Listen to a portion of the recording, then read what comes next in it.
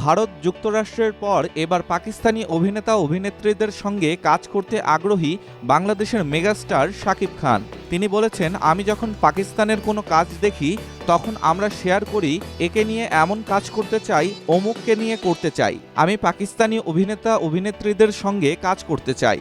সম্প্রতি দুবাইয়ের golden visa হাতে পান শাকিব খান। সেই ভিসা পাওয়ার দিন দুবাইতে তিনি মুখোমুখি হয়েছিলেন পাকিস্তানি এক ভেরিফাইড ইউটিউব চ্যানেলের। তখনই এমন কথা জানান তিনি। শাকিবের কাছে জানতে চাওয়া হয়, যদি ভবিষ্যতে তার ছবি পাকিস্তানে মুক্তি পায় বা তিনি পাকিস্তানের অভিনেতা অভিনেত্রীদের সঙ্গে কাজ করেন তাহলে কেমন লাগবে।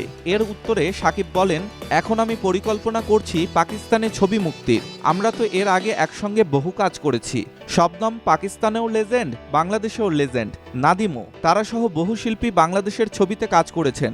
বাংলাদেশের বহু শিল্পী পাকিস্তানে কাজ করেছেন। আমরা আবারও পরিকল্পনা করছি পাকিস্তানে কিভাবে ছবি মুক্তি দেয়া যায়। তিনি আরও বলেন, অবশ্যই আমার পাকিস্তানে যাওয়ার ইচ্ছা আছে। যদি একসঙ্গে কাজ করি তাহলে তো যেতেই হবে, তাদেরও বাংলাদেশে আসতে হবে।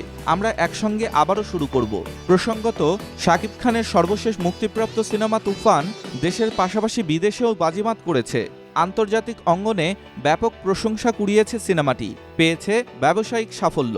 এই সিনেমায় শাকিবের বিপরীতে ছিলেন কলকাতার নায়িকা মিমি চক্রবর্তী। এর আগে রাজকুমার সিনেমায় যুক্তরাষ্ট্রের মডেল অভিনেত্রী কোর্টনি কফি ছিলেন শাকিবের বিপরীতে। ডেস্ক রিপোর্ট, স্টার সংবাদ।